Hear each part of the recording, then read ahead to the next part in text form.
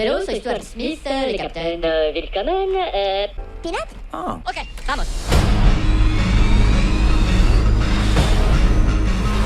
Ok, vamos.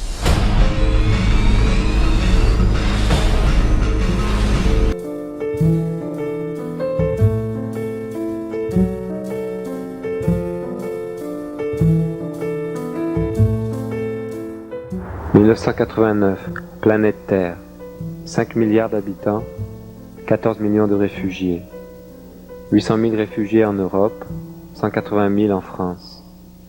1989, 61 000 demandes d'asile auprès de l'OFPRA, Office français de protection des réfugiés et apatrides, administration chargée de la détermination du statut de réfugié et de l'état civil des personnes reconnues comme telles. Selon la Convention de Genève, un réfugié est une personne qui craint avec raison d'être persécutée du fait de sa race, de sa religion, de sa nationalité, de son appartenance à un groupe social ou de ses opinions politiques. Il y a une application restrictive de cette convention en France. Mais là, je crois vraiment qu'il y a une distorsion dans les termes de la Convention. Et même, très souvent, nous voyons une définition tronquée de la Convention, qui parle seulement des victimes, de leurs engagements ou de leurs opinions politiques. Mais la Convention parle de craintes fondées en raison de la race, de la religion, de l'appartenance à un groupe social, de la nationalité. Il faudrait déjà que l'on accepte de parler de réfugiés, c'est-à-dire de gens qui fuient des persécutions raciales. Et malheureusement, bien qu'on soit en 1990, il y a encore de nombreuses persécutions raciales.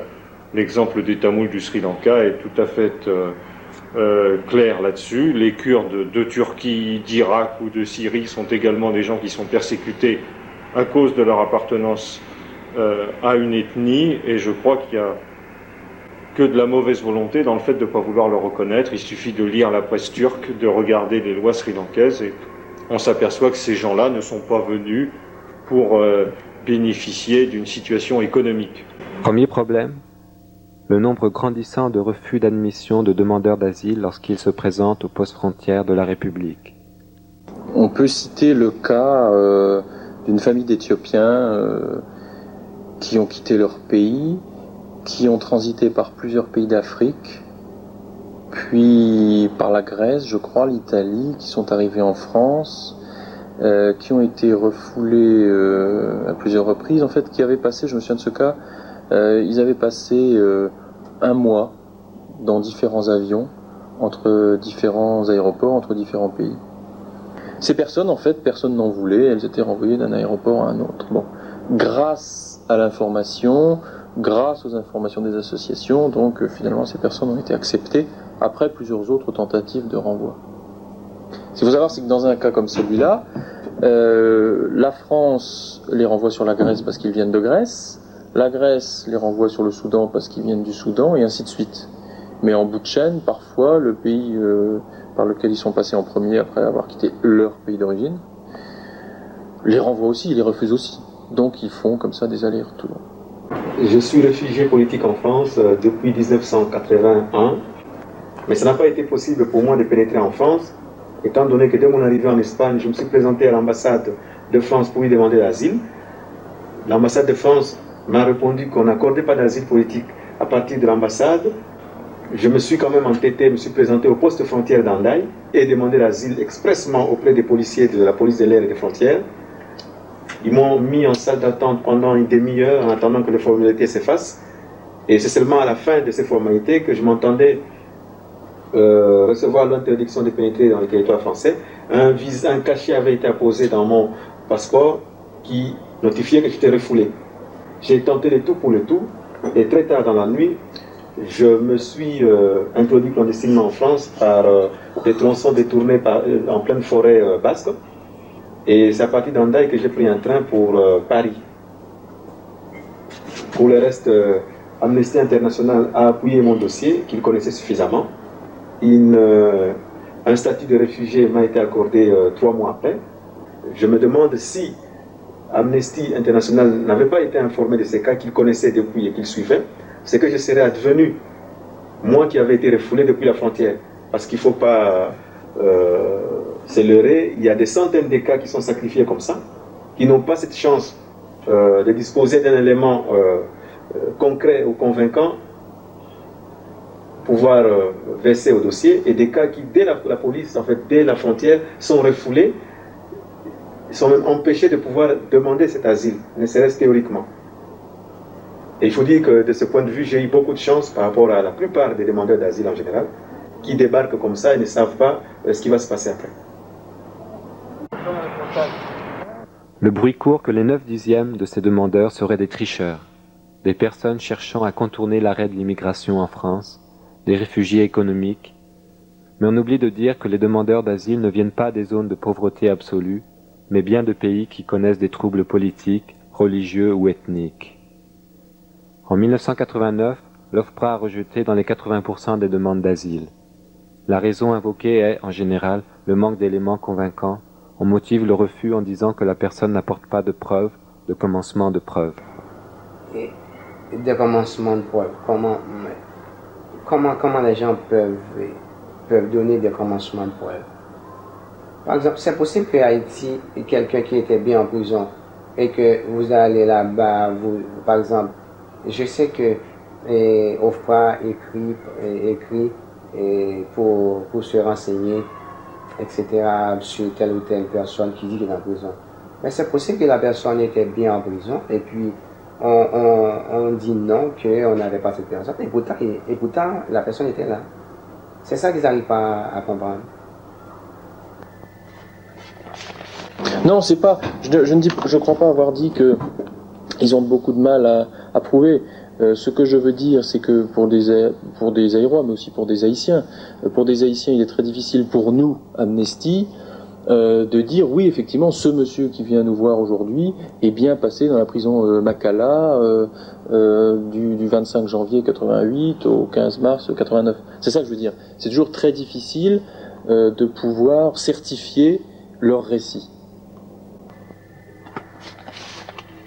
Si celui qui n'a pas été encore arrêté, qui est recherché, prenons par exemple celui qui est sur le terrain, qui est encore recherché, et qui arrive à fuir, qui traverse le Congo ou qui prend un avion, qui arrive ici, qui se déclare réfugié. On n'a pas le droit de lui demander des preuves. Non. Parce que on ne peut pas apporter les preuves du bourreau. La situation au Zaïre est très difficile. Nos rapports en parlent régulièrement.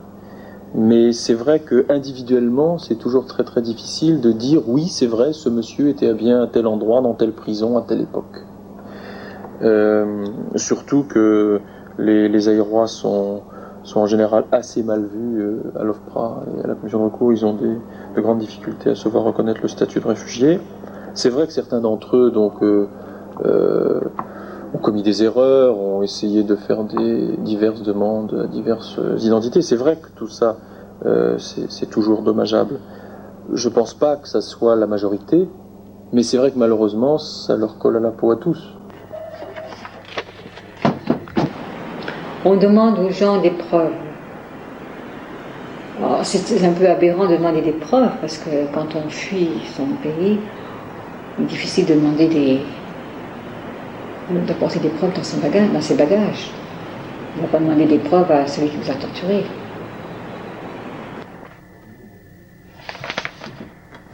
J'étais assez convaincue de l'histoire que me racontait, j'étais même tout à fait convaincue de l'histoire que me racontait le patient. Malheureusement, il y avait peu de traces et je me demandais comment j'allais rédiger un certificat avec ça. Et à un moment, une porte a claqué et il s'est décomposé littéralement, cet homme. Mais je lui dis, qu'est-ce qu'il y a? Vous avez un malaise ou quelque chose? Il me dit, non, mais depuis que j'étais en prison, quand une porte claque, j'ai peur. Excusez-moi, Et vraiment, il ne s'en rendait pas compte qu'il m'apportait là vraiment un élément de poids, quoi, qui prouvait qu'il avait été en prison et que quand une porte est claquée, c'était pas joué. Hein. Beaucoup, quand ils sont libérés ou comme ça, sortis de prison, ils ne pensent pas à une pièce ou un document ou autre chose. La première préoccupation, comme la majorité, c'est de trouver où se protéger, où protéger leur vie. Surprise. Comment des dossiers de demande d'asile qui ne tiennent pas debout, où l'on raconte n'importe quoi, émanent de personnes fuyant de réelles persécutions. Il y a un paysan qui arrive ici et que cette personne a eu des problèmes politiques et puis il a rencontré un camarade qui lui a dit, eh bien bon, et voilà, je vais t'aider à faire le dossier. C'est quelqu'un qui est analphabète, qui ne sait ni lire ni écrire. Et ça arrive parfois, un camarade a écrit ce qu'il veut et il a présenté ça comme dossier. C'est normal, parce que les paysans, comme ils n'ont pas bien fait leur éducation, même ils ne parlent pas turc, ils ont un dossier d'Olaf à leurs mains et ils regardent, ils ne comprennent pas. Ils doivent trouver quelqu'un qui comprend français, peut aider, et soit ils vont payer, soit ça va être un compatriote qui est dans une association kurde, veut aider. Bon, ils écrivent, même en français, directement, ils donnent les mains de paysans. Il ne sait pas qu'est-ce qu'il donne. Il donne cet dossier à l'OFRA, il commence à attendre. Et dès qu'il arrive à l'OFRA, soit il ne sait pas qu'est-ce qu'il y a dans les dossiers, soit, même s'il sait, c'est pas compatible avec lui, les explications. Et les fonctionnaires de l'OFRA peuvent comprendre ça. Et dès qu'il comprend ça, bon, il dit que bon, ça va, merci, on va vous répondre. Ils n'essayent pas de bien comprendre, ou bien ils n'essayent pas de dire que, monsieur, ces explications ne sont pas vraies. Est-ce que vous pouvez raconter le vrai? Et pour continuer, quelques problèmes de communication. C'est pour ça que pour rentrer en communication avec l'autre, c'est-à-dire pour comprendre l'essence de ce que l'autre veut dire, pour rentrer dans son intimité, il faut connaître déjà à peu près quelles sont ses représentations. Parce que si on ne connaît pas quelles sont les représentations, de quelle place et de quel lieu on parle, c'est très difficile de communiquer.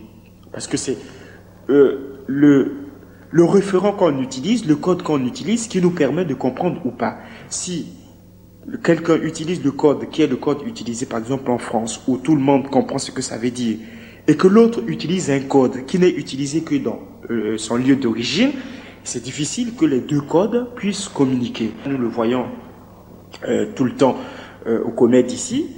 Alors, comme je suis clinicien et que je suis d'origine africaine, j'ai par exemple des médecins, des collègues médecins français qui ont entendu un Africain, Zaïrois, Congolais, etc., leur raconter une histoire de son départ au pays, de son vécu et de cette difficulté qu'il a eue. Et les collègues ont souvent des doutes parce qu'ils ne savent pas si cette histoire qu'ils racontent est une réalité ou est une histoire inventée. Parce que dans ce qu'ils entendent, quelquefois, lorsqu'on ne connaît pas le code, il y a des choses qui paraissent invraisemblables. Parce que, effectivement, ça ne rentre pas dans le code culturel habituel qu'on entend, de la logique cartésienne. Alors que, dans le code dans lequel viennent les patients, il y a des choses qui ne sont pas d'une logique cartésienne, mais qui sont d'une logique autre. Or, lorsque l'haïtien explique une chose, à mon avis, et parfois l'antillais, il le comprend à l'inverse. Et ça arrive souvent. Parce que dans le refus,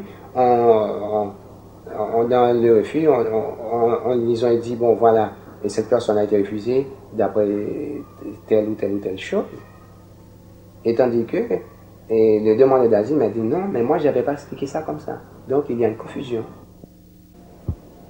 Interprétation restrictive de la Convention de Genève, refus d'admission aux frontières, suspicion, exigence par les autorités de preuve, les barrières s'accumulent. De plus, aujourd'hui, dans leur volonté de lutter contre les demandes abusives, les autorités espèrent qu'une procédure accélérée, 3 mois maximum entre le dépôt de la demande et le passage en commission des recours, dissuaderait les tricheurs. Cette procédure accélérée implique l'absence d'entretien avec le demandeur, l'absence de temps pour essayer d'apporter des témoignages, et là pour effet d'augmenter le nombre de rejets, mais pas d'améliorer la qualité de l'examen des dossiers. Tous ceux qui, de par leur activité, travaillent avec les réfugiés, les demandeurs d'asile, soulignent la nécessité d'un entretien sérieux pour pouvoir juger la requête des demandeurs. La philosophie de la politique gouvernementale et les décisions prises pour l'appliquer ne nous paraissent pas du tout de nature à éliminer nos inquiétudes. Et je dirais que, au contraire, faute pour l'OFPRA de pouvoir pratiquer un nombre significatif d'entretiens approfondis, nous pensons que la mission assignée à l'OFPRA et à la commission de recours par le gouvernement, c'est-à-dire liquider 80 000 dossiers en 6 mois, est impossible à remplir sans grave risque pour un trop grand nombre de réfugiés. J'ajoute que la suspicion systématique appliquée aux demandeurs d'asile est un élément forcément porteur d'erreur. Forcément. Je rappelle qu'il y a un grand principe, le doute doit bénéficier à un demandeur. Et le doute doit déclencher une convocation, parce qu'il n'y a qu'un interview approfondi, et parfois pas un seul mais plusieurs, qui peuvent enfin vous faire savoir si vous avez en face de vous un réfugié ou pas.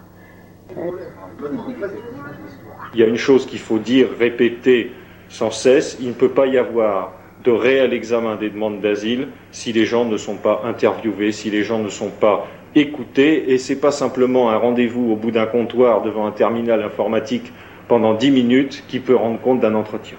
Il faut prendre le temps d'entendre ces gens, et cette politique visant à essayer de trouver des critères matériels pour les demandes manifestement infondées ou pour une raison X, Y ou Z parce que le dossier aurait été rempli de telle ou telle façon, ce sont des moyens pour fuir les responsabilités de l'État qui sont très claires en la matière, c'est d'appliquer scrupuleusement la Convention de Genève qui a été signée par le gouvernement français.